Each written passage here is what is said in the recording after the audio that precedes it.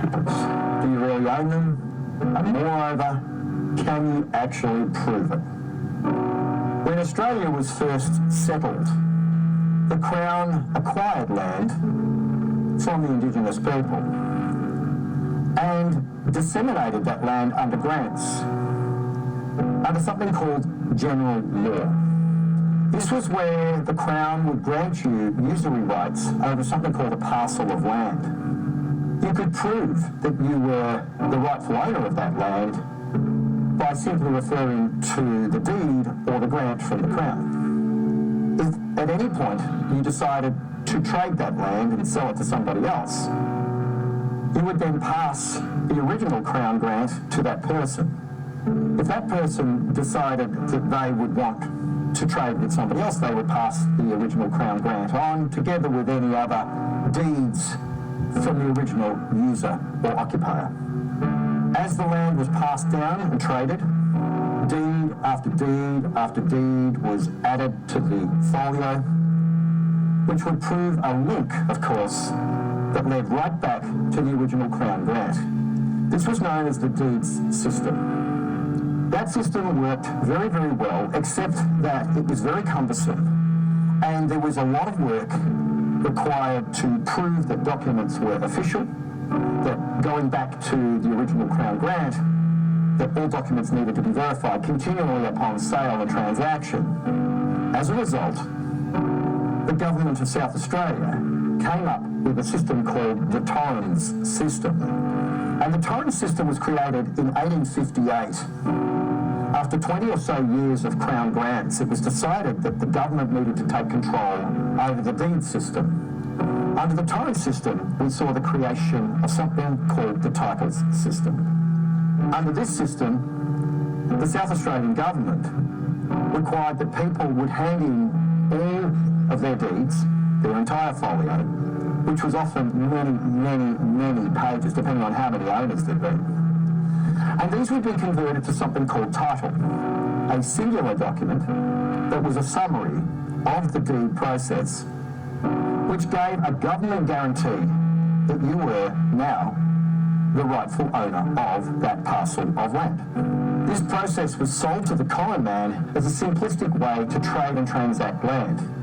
No longer did you have to go through this messy deed process, proving ownership, proving who was the original occupier, right back to the Crown grants. Under this new Torrens system, it was easy. The government simply guaranteed that you were the rightful owner, and that was that. The only problem is that the deed process was lost forever once you converted to title. The deeds over time were archived and eventually destroyed. So you could no longer prove, back to the dawn of time, that you were the rightful owner of this property.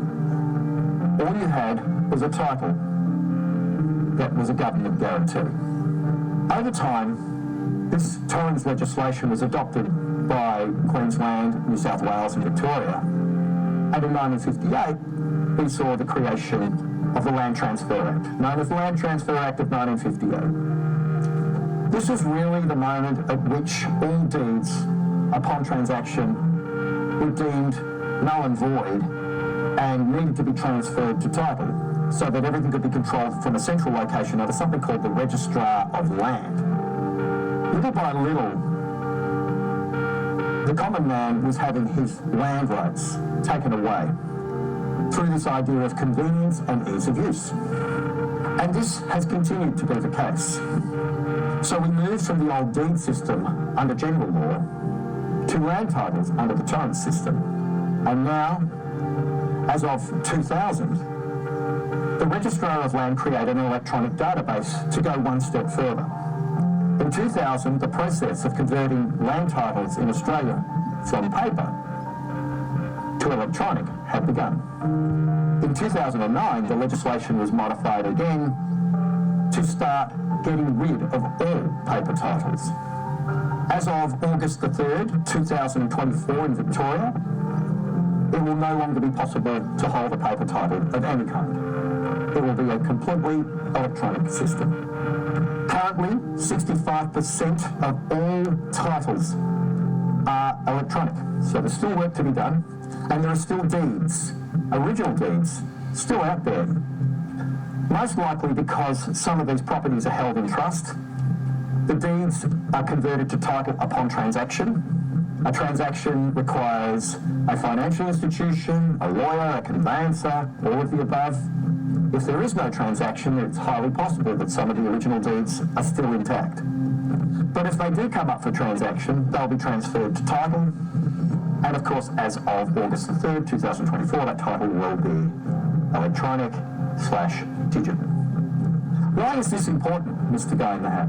Why are you telling us this information? How does this affect me and my family, and should I care? The answer to that question is yes, because this is not the end of the road. Under the Australian Constitution, Section 51, subsection 31, what you need to understand is that right from the very, very beginning of Federation, there was a keenness by the Crown to acquire all land and move it into a central location. If you tie Section 51 together with the Land Transfer Act of 1958 and the Land Acquisition Act of 1989, what you will see is a definite move to remove all property rights from the common man and all ownership to be held at the decree and beck and call of a central government. What this means for you in the future is that once we move to a digital platform, the only way you are going to be able to see your housing title is if you log on to a database such as Landowner. And there are many other portals. If you have a look at compulsory acquisition, a government under compulsory acquisition can take a property if you cannot prove you're the rightful owner. If you think about history, the only thing that really gave you any ability to do that was the deed system under general law. But as I said, in South Australia in 1858, that was abolished. It became the case in 1862 for Victoria. Now, there are people that are listening to this right now who may or may not be aware that if you did a search for your paper title right now, you will see that it is void. There may be a very high probability that when you search for it online, it will say your paper title is void. Now, most people are going to have a heart attack when they see that, not understanding how or why this could potentially have happened. But in the field right next to where it says void, there will also be an ability for you to click on an electronic title, and you'll realise what's actually really happened is not that your land title is void per se, is that it has been converted through something called acquiescence. In other words, the fact that you didn't protest for it and you probably didn't even know about it, but it has been converted across to an electronic title. And the way this plays in the future is as follows. We have an act in Australia called the Properties and Securities Act of 2009. Again, tied into Land Transfer 1958, the Land Acquisition Act of 1989, Australian Constitution Compulsory Acquisition. There'll be something called proof of ownership. You'll be required at some point to log on to the portal and prove you own your property. In my opinion, this could be done by giving you a limited amount of time, 30 days. You have 30 days to log in, and all you have to do is prove you are the rightful owner. And it's a simple process. Your government will sell it to you as easy and simple. What you will do is log into Land Data.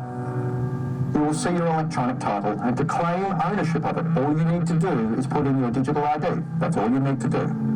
If you don't have a digital ID, you'll be given the opportunity to create one. If you don't create one, the problem is you won't be able to prove ownership of your title.